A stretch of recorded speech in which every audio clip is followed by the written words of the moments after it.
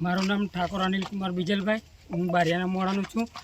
અને જે આ નદી હ બરાબર, આ નદી વરસાદ આવે, પાણી આવે એટલે અમારા ગામમાં જવાનું બંધ થઈ જાય. બરાબર, ખાવા પીવાનું જે હોય એ ખાવાનું, બાકી હોય થોડમાં જાય તો મળે, નકા કશું નહીં. ભાઈ પહેલાં તો એક છોકરો સ્કૂલમાં જવાનો હોય તો છોકરોનું સ્કૂલમાં જવાનું બંધ જાય. બરાબર, પાણી ઉતરે તો છોકરો જાય, નકા રજા.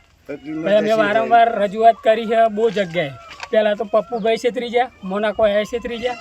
બરાબર, આ બે સોરી અત્યાર સુધી કશું કર્યું નહીં, ચોખ્ખી જ વાત. બરાબર, અજીતસિંહ એ જતા રહ્યા, પણ આ તો હવે આ જો નહીં થાય બરાબર તો અમે અહીંયા આગળ મામલતદાર જીન ધારણા પર બેસ્યું. બરાબર, નહીં થાય તો મોટું આંદોલન કર્યું. અમારે જે પાણીનો આવણો છે ને, તો મગનપુરા, ત્યાર પછી વડના મોવાડા, ત્યાર પછી ધોળબાઈ, ત્યાર પછી આખો આ ડુંગરો ચાલે છે કોળી કંપનીનો, એ ત્યારબાદ બધું જ પાણી અહીંયા આવે છે. અને અહીંયા આવીને સંગ્રહથી ભેગું થઈને અહીંયા આવે છે. જ્યારે પાણી આવે તે વખતે ઓવરફ્લો થઈ જાય સાહેબ. કોઈ અમારે આવવા જવાનો કોઈ આધાર જ નથી.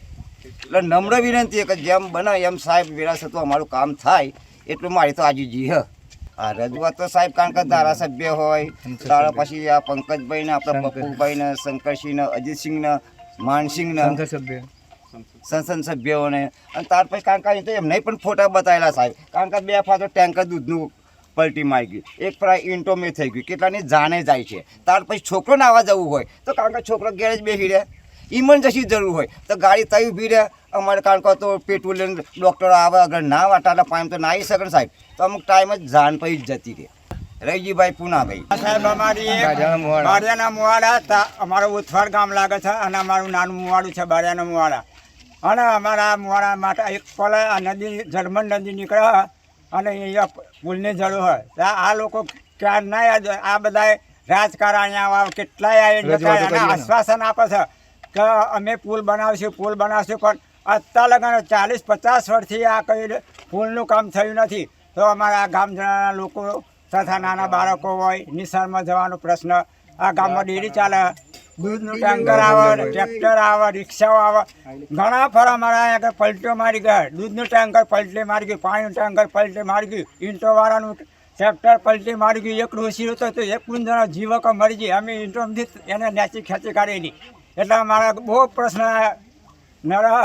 એટલે આ બધા ગામજનોની એવી નમ્ર વિનંતી કે તમે વહેલી તકે આ કામ પૂરું કરો પુલનું.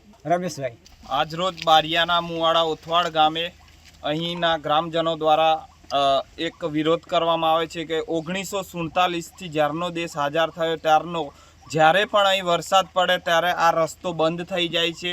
કારણ કે અહીં બ્રિજની એક જરૂર છે અને આ લોકો વારંવાર રજૂઆત કરવા છતાં પણ કોઈ આજ સુધી તંત્ર દ્વારા કંઈ ધ્યાન લેવામાં આવ્યું નથી અને કોઈ પણ પ્રકારની કાર્યવાહી કરવામાં આવી નથી. અહીંયા જ્યારે પણ વરસાદ પડે ત્યારે બાળકોને સ્કૂલમાં જવાનું હોય ત્યારે જેટલા દિવસ વરસાદ ચાલુ રહે એટલા દિવસ અહીંયા બાળકોને રજા રાખવી પડે છે. ભૂતકાળમાં પણ અહીં ઢાળ છે, એ ઢાળના લઈ અને ઘણીવાર વાહનો પલટી પણ મારે છે અને ઘણીવાર ઘણા બાળકોના તેમજ જીવ પણ ગયા છે પલટીને એક્સિડન્ટ થવાથી. બીજી વાત કે અહીંયા જ્યારે પણ કોઈ બીમાર હોય, બીમાર વ્યક્તિને અહીંયાથી જ્યારે વરસાદ પડ્યો હોય ત્યારે હોસ્પિટલની સુવિધા પણ મળતી નથી, કેમ કે અહીં કોઈ વાહન આવી શકે તેવી કોઈ પરિસ્થિતિ જ નથી. જેના લઈને સરકારશ્રીને મારી રજૂઆત છે કે બને એટલો જલ્દી અહીંયા એક બ્રિજનું કામ ચાલુ કરાવે. અસ્તુ. જય હિન્દ, જય ભારત.